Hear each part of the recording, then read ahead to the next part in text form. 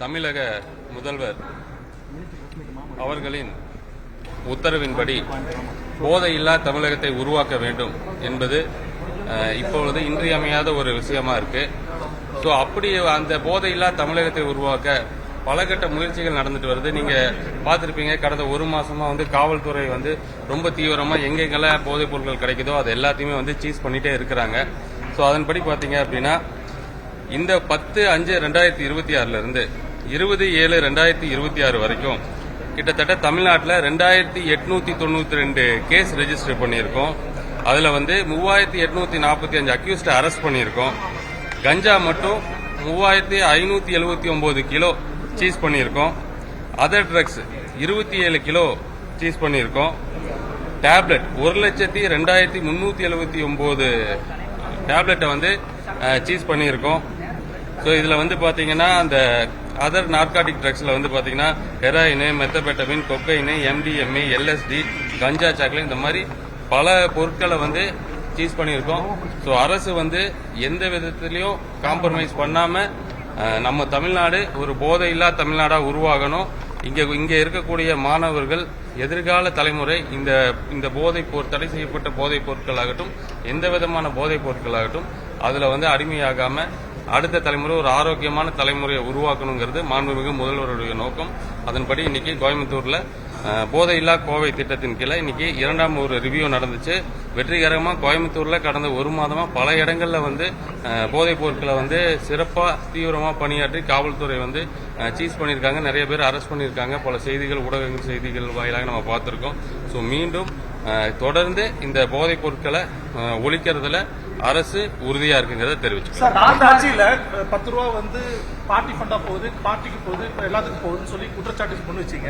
இப்போ 10 ரூபா வாங்கிட்டு இருக்காங்க, இப்ப யாருக்கு போகுது சார் டாஸ்மாக்? அது பல இடங்கள்ல குறைஞ்சிருச்சு.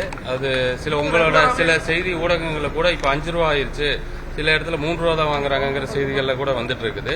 இது நோக்கம் என்னன்னா அதை முழுசா ஒழிக்கணுங்கிற நோக்கத்துல தான் இப்போ வரைக்கும் அரசு இயங்கிட்டு இருக்குது. இல்லைன்னா இதை பத்தி பேசியிருக்க வேண்டிய அவசியமே இல்லை. ஏன் இதை பத்தி பேசணும்னா இப்படி நடந்துட்டு இருக்கிறத தடுக்கணும், குறைக்கணும் அப்படிங்கறதுக்காக தான் அரசு இப்படி ஒரு முயற்சியை தீவிரமா எடுத்துட்டு இருக்குது.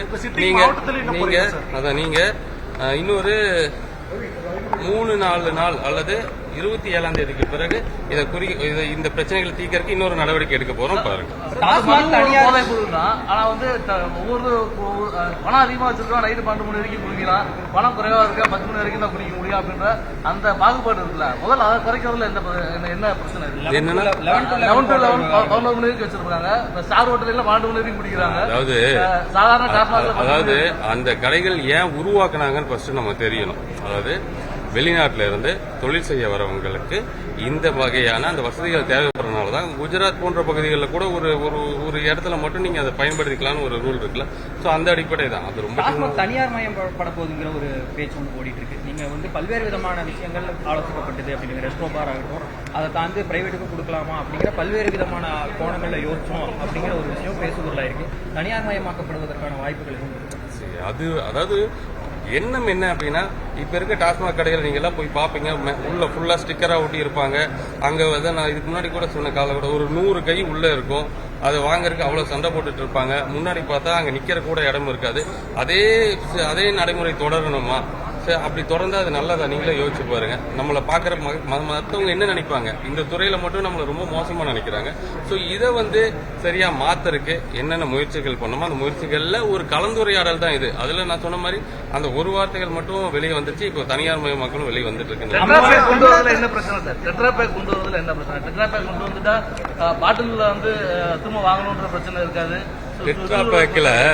டெட்ராபேக் கடந்த முறை கொண்டு வர முயற்சி பண்ணும்போது ஒரு பெரிய ஒரு விமர்சனம் வந்துச்சு. என்னன்னா அந்த பேக் கவர்ச்சியா ஃப்ரூட்டி பாக்ஸ் மாதிரி ஒரு கவர்ந்து இருக்கக்கூடிய ஒரு நோக்கத்தில் இருக்கு. அது குழந்தைகள் பார்க்கும்போது அது மேல ஒரு ஆர்வம் வரும் அப்படிங்கிற நோக்கம் தான். பட் அதுக்கு மாற்று வழியை கண்டுபிடிச்சிட்டு இருக்கோம். அமைச்சர்கள், MLA-க்கள் பெயரை பயன்படுத்தி டிக்கெட்டுகள் அதிக விலைக்கு விற்றால் நடவடிக்கை எடுக்கும் ஜனநாயகன். ஏன்னா ஏதாவது நல்ல ஆண்டுக்கு 3200 கோடி லீக்கேஜ்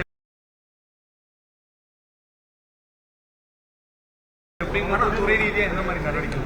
நீங்க அதான் இப்போ பாத்தீங்கன்னா இந்த இண்டென்ட் எல்லாமே எல்லாருக்கும் சரிசமமா கொடுக்கறதுக்காக அந்த திட்டத்தை கையில் எடுத்திருக்கோம். அரசோட நோக்கம் வந்து இந்த 2 பேர் 3 பேர்கிட்ட மட்டும் இந்த மொத்த துறையும் இருக்கணுங்கிறது இல்ல. இது வந்து பரவலாக்கப்படணும். ஜனநாயக ஆட்சி நடக்கும்போது எல்லாமே ஜனநாயக முறையில பகிர்ந்தளிக்கப்படணுங்கிறது வெள்ளலூர் பேருந்து நிலையம் சீக்கிரம் முடிஞ்சிச்சு. அது நடைமுறைக்கு வரப்போகுது.